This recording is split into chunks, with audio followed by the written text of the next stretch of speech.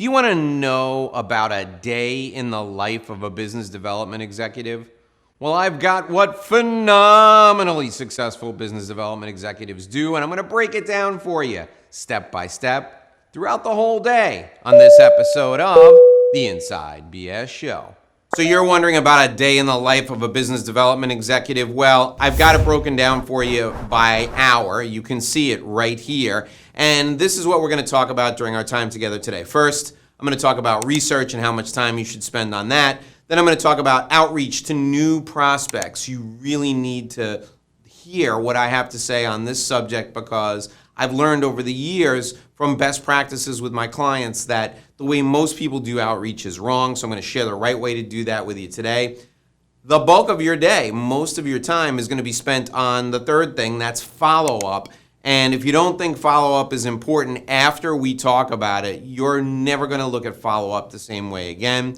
The fourth thing is strategic alliances. I want you to connect with other people who do business with your ideal client. So I'm going to share with you my strategy for doing that. And then educational information. What type of educational information do you need to share? How should you share it? And how do you make it work for you? That's essential. And then finally, at the end, I'm going to share a secret. This is a killer secret for business development executives. It's what I used in every role I had in business development. It made me number one in my company with a book of business of over $20 million a year. This secret is killer. You're not going to want to miss it. Stay with me to the end of our time together. All right, let's dive right into the content right now. So here we go into the day in the life of a business development executive. Let's start with you spending 1 hour on research every single day. Why is that important for you as a business development executive? Well, you need to know who your ideal client is, what their objectives are, how you can help them, but most importantly, how you can deliver value in advance.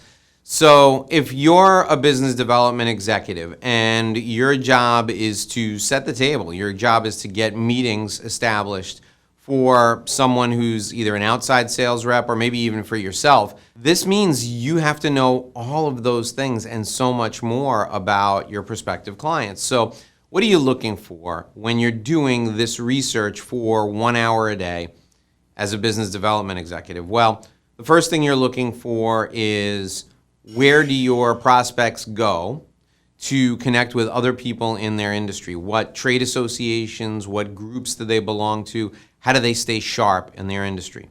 Second thing you want to know is what do they read?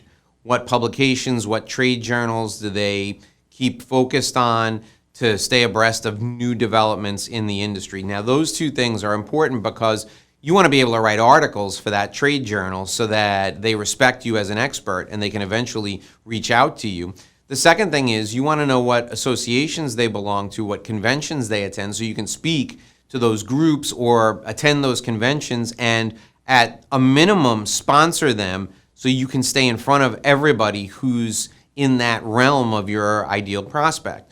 So you're doing at least 1 hour of research every day, that's 5 hours a week, and you will know everyone in your industry inside and out. You'll know who the decision makers are, and you'll know how you can get in front of them. The second thing you're going to do as a business development executive, or the second chunk of time in the day in the life of a business development executive, is you're going to spend 2 hours on outreach to new prospects. So you're going to do a combination of cold email, you may make some cold phone calls, you may do some direct mail. The way I take this as a business development executive is I first focus on sending an invitation to an online event, an educational event to these people. That's my first cold email outreach. My second outreach is with direct mail, and I send them something, either a copy of a book that I've written or something in the mail, something physical, something tangible that they can touch. Even if it's a special report that you can send via email, I send it via email and then I put it in a big number 10 envelope and I mail it to them. Why? Because I want something physical in front of them. Email is very easy to delete. a physical thing. They have to open it up and then throw it in the garbage. And I want them to have that kinesthetic experience. So email, telephone calls, and sending something physical. So I send an email, I send something physical, and then I reach out on the phone. And my technique is to call them up, and when they say who their name is, what their name is, when they answer the phone, Joe Smith, I say their name right back to them. Joe Smith! And they say yes. I say, hey, it's Dave calling. How are you? I want to connect with you because I sent you something in the mail and I just want to make sure you got it. Now, many cold calling gurus will say, don't say how are you, that's fine. Joe Smith, Dave Lorenzo calling, just following up. I sent you a book in the mail. The title was The 60-Second Sale. Did you get the book? Just want to double check. If you didn't get it, I want to get another copy to you. He's going to say, yes, I did. Thank you very much. Now, here's the thing. That triggers the psychological principle of reciprocity in him. I did get the book. Thank you for sending it to me. Then I say, do you have 15 minutes? I'd like to discuss with you what resonated with you from the book. Or if you want to be even more proper, you don't have 15 minutes, do you? I'd like to discuss with you what resonated with you in the book. No, Dave, I don't have 15 minutes right now. Okay, let's make an appointment. Can you get out your calendar? I want to see when you're free because I'd like to discuss what resonated with you from the book. I'd like your feedback. If he does have 15 minutes now, then you sell him. You go ahead and you pitch. If he doesn't have 15 minutes and he gets out the calendar and you make an appointment, you've got an appointment to make a sales call later on. So that's outreach to new prospects. You're going to spend at least 2 hours a day on that. Then you're going to spend 3 hours on follow-up. Now, what does follow-up look like? Well, follow-up looks like you connecting with people who didn't give you an answer on stuff. And the way to do that is via phone call. You might have to leave a lot of voicemails. That's fine. The second thing follow-up looks like is email. You send email to all those people who didn't give you an answer. You also send your weekly email newsletter. You send out any emails to people who requested information and want follow-up. You send out emails to people scheduling appointments, either for you or for somebody else. You really want to follow up with phone calls to people who you've committed that you would get back to them. 3 hours a day on follow-up. Now, what's the difference between follow-up and outreach to new prospects? Because, hey, you sent them a book and now you're calling them. My differentiating line is during that 2 hours when I reach out to new prospects, those are people I've never talked to, and I'm going after them. My 3 hours for follow-up, these are people who already know me, they already like me, they already trust me, and we just haven't done business yet. So I invent reasons to call them, I invent reasons to get appointments, I invent reasons to get in front of them. If you have an outside appointment, that's included in your 3 hours of follow-up time. Then the 1 hour a day you spend on strategic alliance partnerships, and that's the fourth thing. This is an hour you spend calling people who target your client, your ideal client, and offering to do a joint event with them, or offering to connect with them and exchange lists or mail, endorsing each other in a mailing to each other's list. You're going to spend 1 hour a day forging these relationships. Now, that 1 hour a day, it may include going to lunch with these people, so some days it may be a little bit longer than others, but I want you to focus on strategic alliances for at least an hour a day. And then the final hour that you'll spend, and by the way, don't forget, I have to get to number 6, and that's the secret to maximizing all these strategies. But the fifth thing, before we get to number 6, is an hour a day you spend on educational information. What does this mean?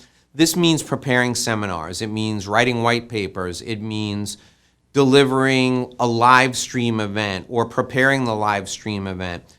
Educating is one element of business development that you can't forget about. So you got to spend an hour a day preparing your educational information, shooting video just like this, or scripting out the video, or deciding on video topics. That's a phenomenal way to spend that 1 hour a day. So to recap, the first hour is research, and then 2 hours of outreach to new prospects, 3 hours of follow-up, 1 hour of strategic alliance partnerships, stoking those strategic alliance partnerships, and 1 hour on educational information. And now we're at the big secret.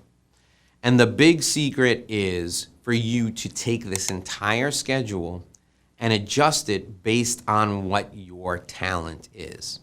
Now, I'll give you myself as an example because that's the person I'm most familiar with. I love to do this. I love to educate. I love to do seminars. I love to shoot video. So I spend most of my time when I'm doing educational information, crafting videos. I spend most of my time in strategic alliances trying to do videos with other people, collaboration videos. I spend most of my time with follow-up shooting Loom videos and sending them via email to people I've talked to.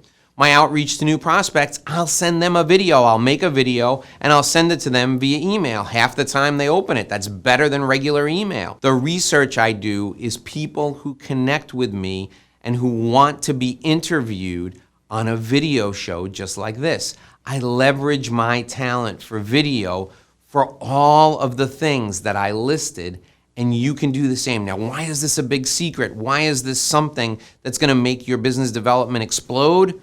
Well, most people will tell you to do business development the way they like business development done.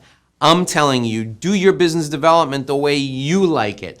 I love video. I love speaking in front of groups. I love speaking in front of people. So I find a way to work that into all the business development stuff that I just shared with you. I want you as a business development executive to structure your day just like this, but I want you to leverage your talent. If you want to learn more things you can do to get business as a business development executive, watch the next video right below. I promise it's going to be even better than this one, and it will help you make a great living and live a great life. So join me in the next video. It's right down there now. Click on it. Go ahead. Can't wait to see you in the next video.